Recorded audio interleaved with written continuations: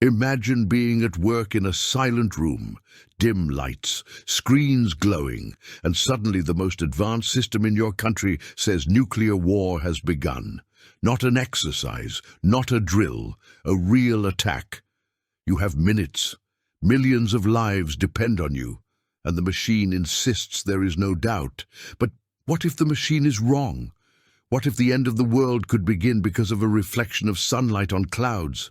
This isn't fiction.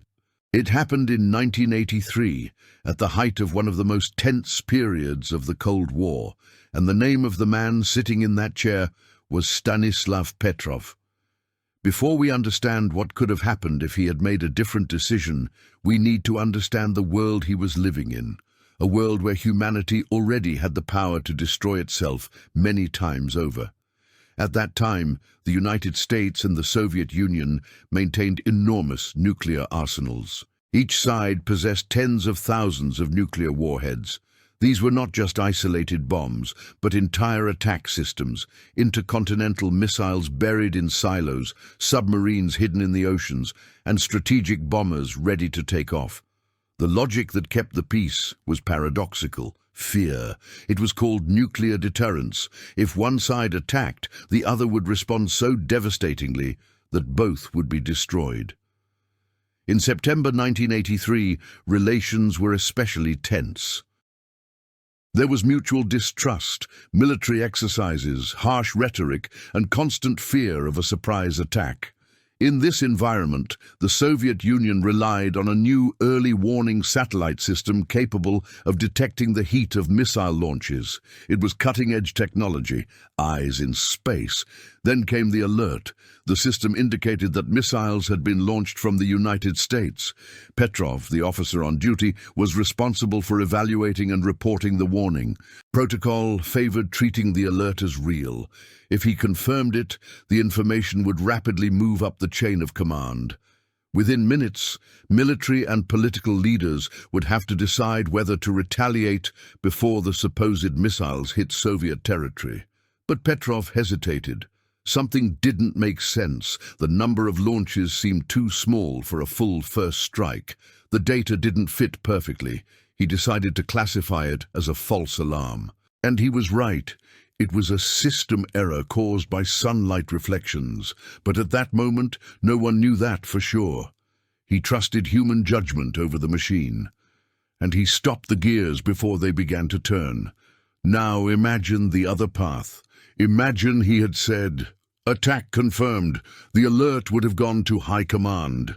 With only minutes available and no immediate visual confirmation from ground radars, Soviet leaders would face a brutal choice: wait and risk losing their ability to respond, or launch a counterattack before being hit. The doctrine of the time favored not risking your own destruction. That made a large-scale retaliation plausible. This response would likely involve hundreds of strategic targets, missile bases, command centers, military facilities, strategic airfields, and critical infrastructure. It would not be symbolic.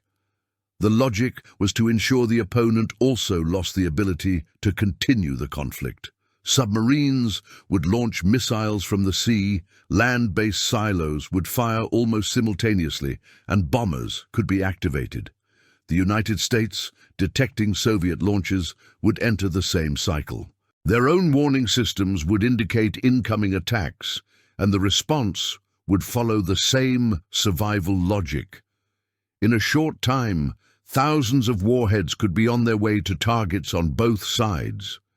In terms of numbers, studies from the era suggested that a full nuclear conflict between the two superpowers could involve thousands of detonations, not only over military targets, but also industrial areas and command centers located near major cities. The human consequences would be catastrophic. The global population in the early 1980s was around 4.7 billion people. Academic estimates vary, but they speak of tens to hundreds of millions of direct deaths in the initial phases, with additional impacts from famine, collapse of healthcare systems, and infrastructure breakdown.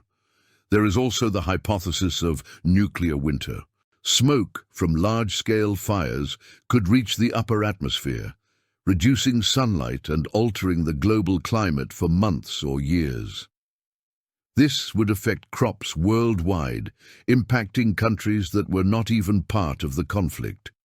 In practice, other nations would not be spared the consequences. Even if not directly targeted, they would suffer deep economic, environmental, and humanitarian impacts. As for the duration of the war itself, the main phase of missile exchanges would be fast, hours or a few days. But the effects would not end there. The world would enter a prolonged period of instability, scarcity, and global crisis that could last for years. And all of this could have begun with a single report saying the alert was real. That is why Petrov's story is not about technology, nor only about military strategy.